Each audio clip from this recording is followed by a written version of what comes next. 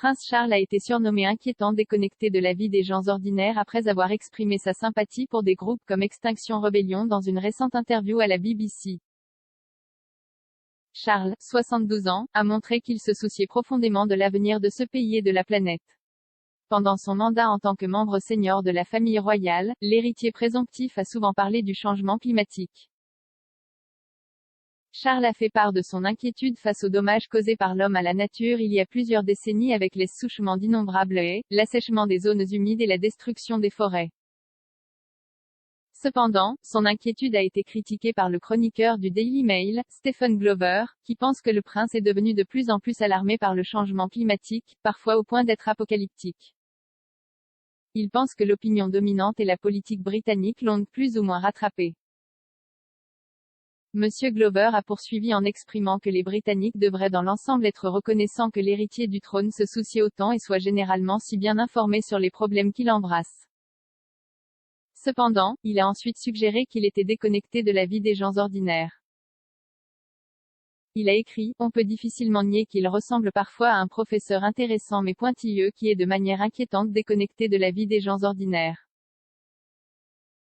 Son commentaire est intervenu après que Justin Rowlatt, rédacteur en chef de la BBC pour le climat, a demandé à Charles ce qu'il pensait des éco-manifestants qui ont causé des retards importants lors des manifestations sur la M25 ces dernières semaines. Le royal a répondu à cela en disant qu'il comprenait totalement la frustration.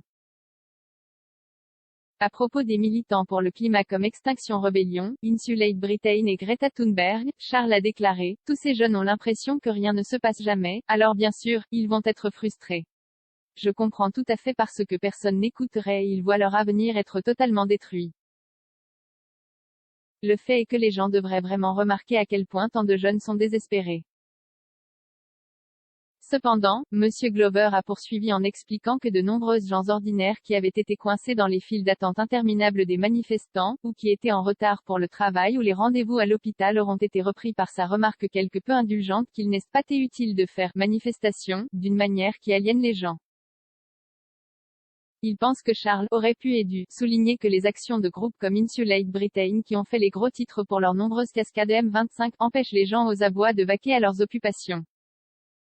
Il a ajouté que le prince aurait dû exprimer que les actions ne sont pas seulement totalement inutiles et extrêmement antisociales. C'est aussi maintenant illégal. Le chroniqueur britannique affirme que le royal pourrait être déconnecté de la population touchée par les incidents, remarquant, je suppose que Charles a très peu d'expérience d'être coincé dans des embouteillages, qu'ils soient causés par des éco-guerriers ou autre chose.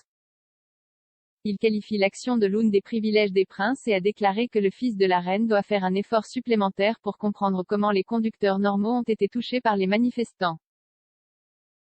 Ailleurs dans l'interview de la BBC, Charles a été interrogé sur sa propre empreinte carbone et a fourni des réponses qui, selon Monsieur Glover, donnent une qualité surnaturelle au prince.